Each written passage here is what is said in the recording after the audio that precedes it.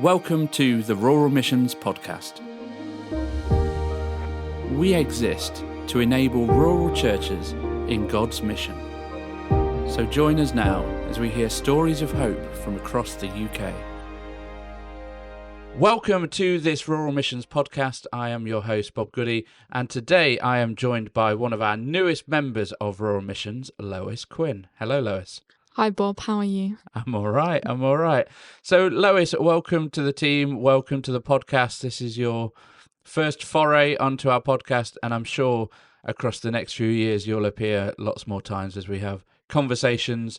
But this one is more just to get an understanding who you are, what's your heart for rural and especially mission, and what you are doing to serve the church. So why don't you kick us off, Lois? Why don't you introduce yourself? Tell us a bit about who you are, where you're from, what's your background? Well, my name is Lois, so another hi to you all. I started here at the beginning of May, and I was excited and still very much excited to be a part of this mission. I live in Nottinghamshire in a small village, and we moved away from the busy city centre life to somewhere more rural. Our house overlooks the rolling hills of countryside, and since moving there, I just felt my heart needed to be in the church and the community where we are living. And I have a background in ministry, developing leaders, and I saw this role come up at Rural Missions, and if I could have planned my perfect job, that is the role description I read. So I'm super excited to jump straight into connecting with people and churches to help other people just flourish in God's gifts and just seeing the church move in this country. So you say that your history is in ministry and that kind of area. What have you been up to? Tell us a bit about your background. So the last couple of years, I've helped a church grow in number, but also in faith, I would say. Leadership, so sustaining groups so they can go into the future. So growing mostly children, youth and families work through different means, from Connect cafes to schools work and different things like that. Great. And is your history in the church? Mostly in the church, but I have worked for a couple of other charities, secular charities, helping provision of food and clothes.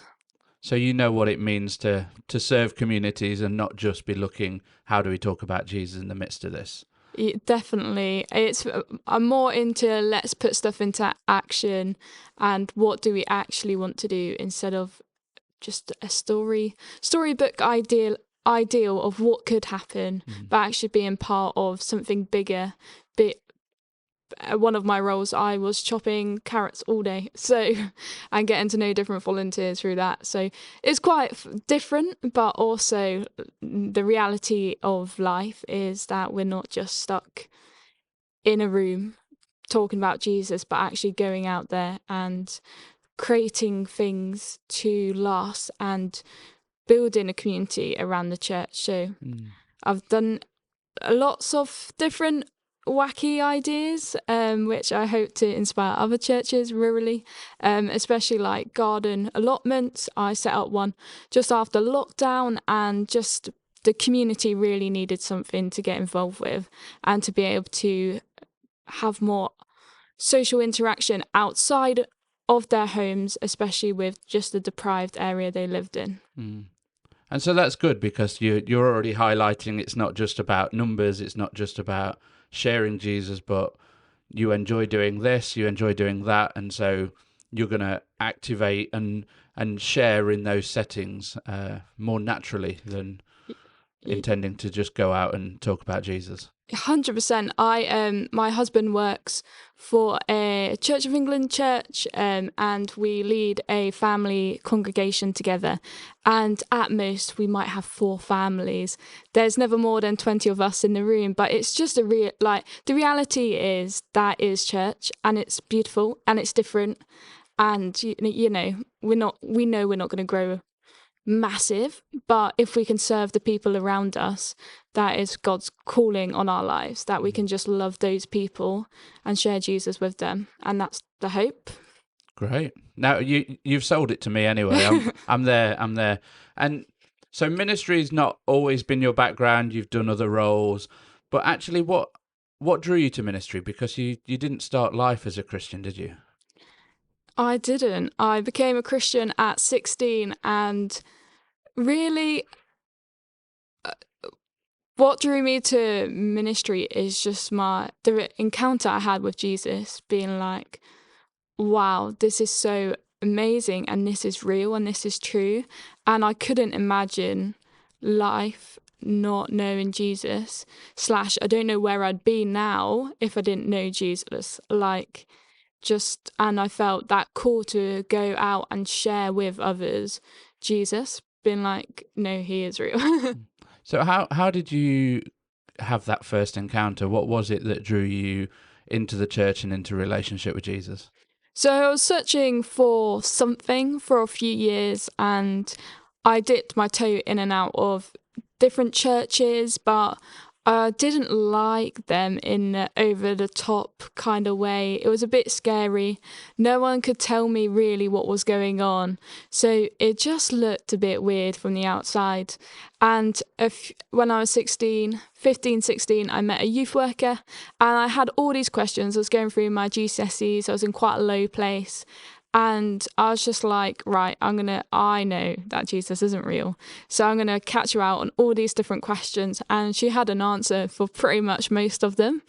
And she took me to different events. And one night I met with God. And I said, God, well, if you're real and if you're not, nothing's going to happen. But I felt the Holy Spirit just land and give me peace. And I was like, no, this is definitely real. I've never felt so much peace in my entire life.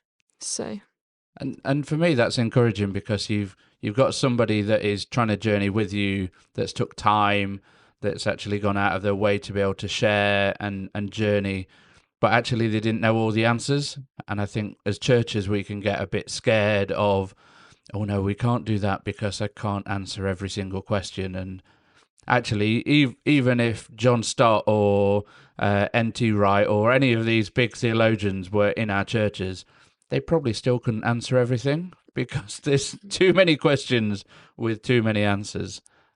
So that's good that they journeyed with you and accepted you for who you were and went, okay, let's explore together. That's good. oh, definitely. I mean, I know I don't know all the answers. Do you know all the answers, Bob? No. I think the more I know, the less I know. I think that's always the old adage. Yeah, definitely. I have questions to my questions, like. I decided to further myself. I went off and did a degree because I came from a similar background, no church history, and someone shared the gospel with me finally when I was 16, and so I furthered myself with a theology degree afterwards. And I have to say that raised more questions than I think I've ever had in my life, because you start to delve and you go, okay, maybe not, maybe there is. But the crux of it is Jesus calls us into relationship with him. He calls us to be a forgiven people, not a perfect people, and to help others to encounter him and head towards eternity, where we'll know the answers, but we won't care that we know the answers at that point. 100%. Yeah. So you non-Christian background, and your family aren't a faith yet. No, not yet. We're praying into that one. Yeah. It was interesting actually this year knowing how much I thought my family knew about Jesus because of like what I know and what like just of the country we are in, right? Like I thought there would be some foundations of just knowledge about Christian, and it was only until this year that I realised that my mum does not know the Easter story. And I was like, what do you mean you don't know the Easter story? Like, I know other people of faith, like of different faiths, they know the Easter story. And actually, like, part of mission is like we just sometimes have oversight of our family and being like, well, surely they know the Easter story, but actually they didn't. And it was just that like profound moment to be like, okay, we're going to tell you what the Easter story is really about. Like, yeah, whenever we preach at church and whenever we have new guest speakers or anyone come in, we have a few guidelines, and one of them is to not presume knowledge, because we've been very fortunate in that most weeks across the last 18 months, we probably had someone new walk through the door, just randomly exploring faith, exploring what this looks like. And you're right, they just don't know what some of these stories are. And me coming from a non-Christian background, I didn't know Adam and Eve and all of those bits. It's just not a taught thing. It's not a part of who we are. So I wonder how, again, it's a bit of a challenge for all of us. How accessible are we as a church? As you said, you went into a few churches and you're like, no one could explain why we did this, that, or the other. Like, why do we stand for this bit? Why do we sit for this bit? Do we tell them that we're doing these things, or expect them just to watch us and go, oh, they're stood up, maybe I should? yeah. I set in a culture of, even if things aren't happening now, but actually dreaming towards the future and say, this is what we would like church to look like. But we don't know how to get there, but implementing small little ways like, please stand if you're able to. And like, even though you've been doing it for many years, actually for someone new to come in, they know and understand. Like, I know in our church service now, where it's mostly the same families each week, we've got a timetable of what we're going to do for the service, just so people know if someone new comes in, they know we are going to have some worship, then there's going to be a short talk, then there's going to be a craft response and a prayer response and more worship, and people know. So it's like little things where you go, actually, like, I would like to know when I go visit other churches, how long is it going to be? What's the expectation? Yeah. You know? Yeah, and if you listen, in a few weeks' time, we've got Pete Windmill on from Count Everyone In, and he works with people with additional needs. And so he encourages churches to do exactly that. Like, it's really helpful if somebody has autism or they have Down syndrome or any kind of additional need, to know what the structure is, to walk in and you've got it either written down or you've got pictures to show where you're headed. It's such an easy, accessible way. And we're not saying every church needs to change everything we ever do, but you're right, it's those small little culture changes that will affect the masses. And a random one that has been my bugbear, and I still talk about it whenever I hear it, is disabled parking spaces or disabled toilets. I always say, no, that toilet's not disabled. That parking space isn't disabled. Actually, it's an accessible parking space or an accessible toilet. Like, it's not designed to be a disabled space. It's designed to be accessible for those that might have disabilities, visible and invisible. So, again, relating it to the church, what little aspects could we do to help it more accessible for those that find it inaccessible at the moment? You've shared more of your heart, like you said the job description was written specifically for you. So what is it you do here at Rural Missions, Lois? So I'm a mission enabler. I connect with different churches, different church leaders, and will be delivering predominantly the tailor-made consultations and helping the church in any way they feel they need help. So when you say church leaders and church, is that just Anglican churches or is that a wider field? Across the denominations, we're not just Anglican based. We like all bases. we like all Christians. That's it. Yeah, we are ecumenical. We work across the board at no cost, so it's a good space to be. So what is a tailored consultation day, weekend? What's the purpose of that, Lois? I was just going to add that the church leaders don't need to be in a paid position. Yeah. I think that's really important.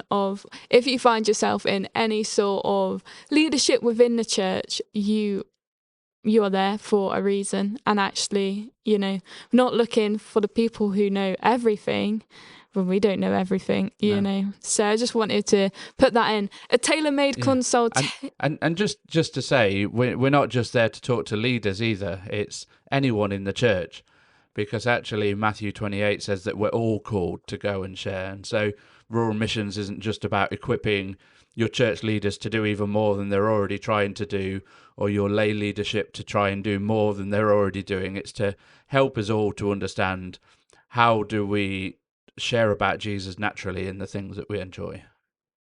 Yeah, Sorry, Lois, you were that's saying. okay. No. I have a soapbox, as you can tell. And Tailor-made consultations are delivered to a church. They're all slightly different depending on your church, but it helps you to think more missionally about your church and what more you can, not what more you can do, what can you bring to life and say, yes, this is mission. We're doing X, Y, and Z, but actually we want more of a focal point, more of a mission statement to say, this is why we're doing it. This is what we're hoping and dreaming for whilst we're doing it. Stuff like that, really. yeah, and mission can be a scary word. And when I took over leading rural missions a year and a half ago, nearly, like we used to call this our mission can be fun days, and I was like, oh, that sounds a bit strange, a bit scary. And what is mission? And so part of the process is we debunk mission, that it's not just for a specific person. Some are called to the work of an evangelist, but not everyone. But everyone is called to go and share. So that's the starting point. So what could we expect to sort of run through on a tailored consultation? So we debunk mission. We go, we're all called to this in some way. What else might you do? We look at what is mission, we debunk it, and we look at where areas within our locations and what spaces we have in church to see what we can utilize and do. And we also look at what skills and abilities we've got within the church or people we know outside of the church, and looking at different ways we can utilize them. You've Bob worked with a church, different churches where they've borrowed people from different church with different skills to help congregations. Oh yeah. Like was talking to a benefice, and they'd got several churches, and one of them had an architect, and the other church didn't. And the other church realized, in order for them to be more missional, or actually how can we be more accessible for our community, they needed a toilet. And if you're in an Anglican church in a rural village, you probably know quite a few don't have toilets, which is quite a limitation. So there is a whole process and faculty and architecture and everything that needs to be thought through. And so this church said, oh, well, we'll put him in touch with you. Like, this is a way that we can serve the wider community. And actually, that architect is now talking to the other church, has helped design the plans, helping with the faculty process and all those bits, because they realise it's not just about our own church. It's not just about bums on our seats. It's actually a kingdom thing. How do we do all this together? So we get the mission. We understand what gifts, abilities, people we've got. What are the community spaces? What are the areas that we have? What else might we look at on a consultation? We look at putting it into an action plan. So, and then we ask if you'd like to be accountable to that. The action plan isn't designed to catch you out what you're not doing, but actually it helps just guide you over the next year, 18 months, 5 years, if you want to go that far, of what would it look like, and what would it look like if we see the things we're already doing and how we can grow on those. And then churches can look back in a year and go, wow, like we've seen a real difference. Yeah. And those action plans do really make a difference. And so, Lois, you're brand new in post, so you've not been out on a consultation yet, but I can tell you, having delivered these across the last 18 months, that we see churches, we come up with 3 plans basically. Well, you do. And it's either things you're going to stop, start, or change to become more missional. And they vary drastically. It can go from we run a coffee morning, but we're going to put more intentional plans in place to have a prayer team available. We're going to have prayer cards on tables. We're going to invite them to X, Y, or Z as part of the process, because we've never thought to invite people from the coffee morning to our services.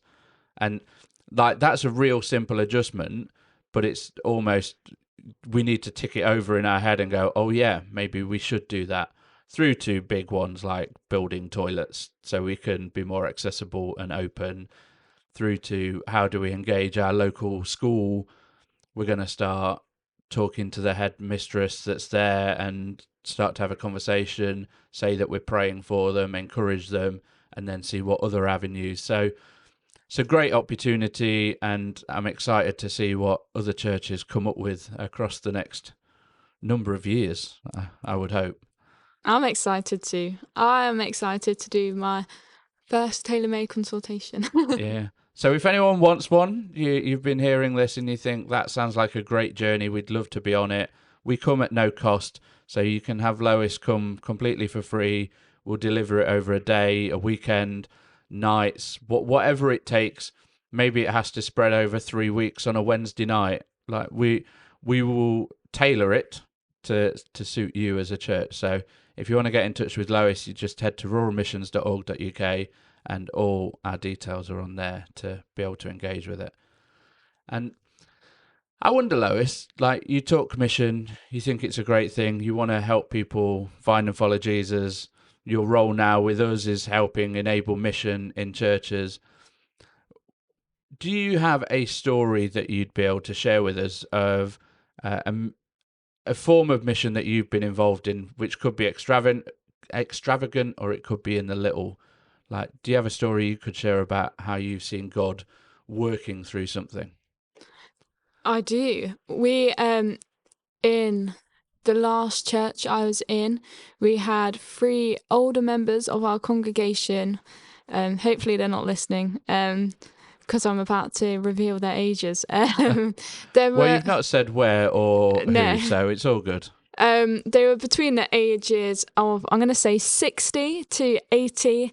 There was 3 volunteers who really just loved doing kids work, but we didn't have the space or the resources in church to do it where we were. So we before Easter we were doing a Lent lunch club, where each week we'd go into the 2 local primary schools and deliver a Lent lunch club for half an hour, just getting to know the kids, having fun, games, and a story about Jesus and what is Lent, and just unpacking the Easter story. And these 3 individuals got to know the young children really well, and just the conversations they were having just over the lunchtime was just beautiful. And there was no really other way we would have been able to connect with the school apart from that. So it's just like a little story of hope that actually 3 people in the older generation were so excited to serve the younger generation. And I just feel like there's so many churches who don't have the space to do it, but we can go join in with our communities and say, hey, like, we love talking to people, we love joining in, and we just want to share Jesus. And, and that's basically what we done. It was very simple. Yeah. And that's a good thing about Jesus. He's not restricted to our church buildings.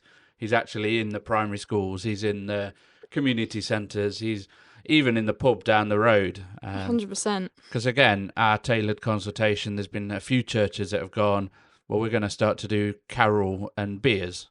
And so they've engaged with the local landlord, and even one is starting to meet and do Bible studies in the pub, because they realise in the church it's difficult for people to cross the border sometimes, or even in someone's home if you don't quite know them well enough. And especially in an older environment, they don't really want to come into a stranger's house. So actually a pub, a coffee shop, anywhere like that is a little bit more accessible for engagement. I know a lady who runs a Bible She calls it church. It is church. She runs a Bible study, and just knowing the people who come to it, like the accessibility needs, she wouldn't be able to find any other space. And she's in a high street chain, but it works, and people see people talking and they want to join in. And we just forget, actually, people do want to have conversations and they want to learn more. And there's such an openness to faith that we forget about as well. Yeah. And there's no limitations, because I know some of the greatest children's and youth workers that I've ever met are 70s, 80s, 90s.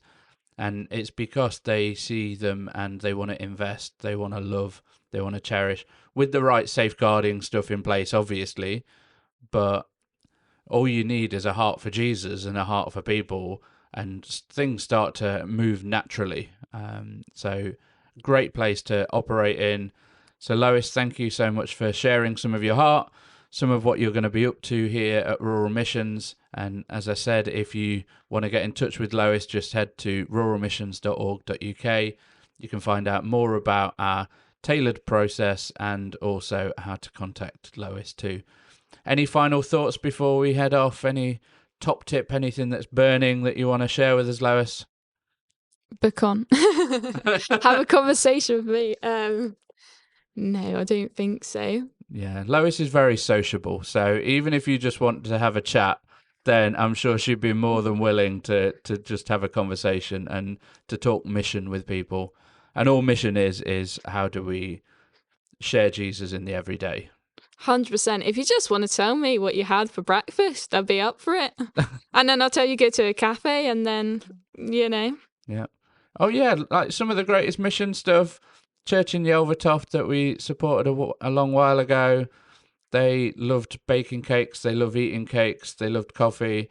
And so they went, oh, yeah, if we start inviting people into this space, and they've seen church growth, both in terms of community engagement, but actually people coming through this coffee and cake and chat into what it means to follow Jesus. Like, it's where it starts. Jesus was big on food and conversation and going to places rather than, he never just sat in one place and expected everyone to come to him, did he? He didn't. 100%. Hospitality, like any hospitality, even just getting to know your local pub landlord, and just saying, hey, how are you today? Like, makes a massive difference. Just being known in the community that you live in. Yeah. I'm sure people know me in my local community. They probably don't want to. That does not surprise me at all. No. They probably don't want to, but they do. Oh, it's that Christian again. But it's a great space, and I know we could continue talking about mission because my head's buzzing with ideas and stories and reflections now. But we will let everyone go, because if you want to know more, you want to hear those stories, or you just want to tell Lois what you've had for breakfast, then do get in touch with us. Thank you for joining me, Lois, and thank you all for listening. Please ensure that you like this podcast, that you share it with people, and if you've not already, make sure you subscribe to the Rural Missions podcast. So every fortnight you'll be getting a fresh little podcast in your provider of choice. But thank you all for listening, and we will speak again soon. To find out how we can support your church, head to ruralmissions.org.uk.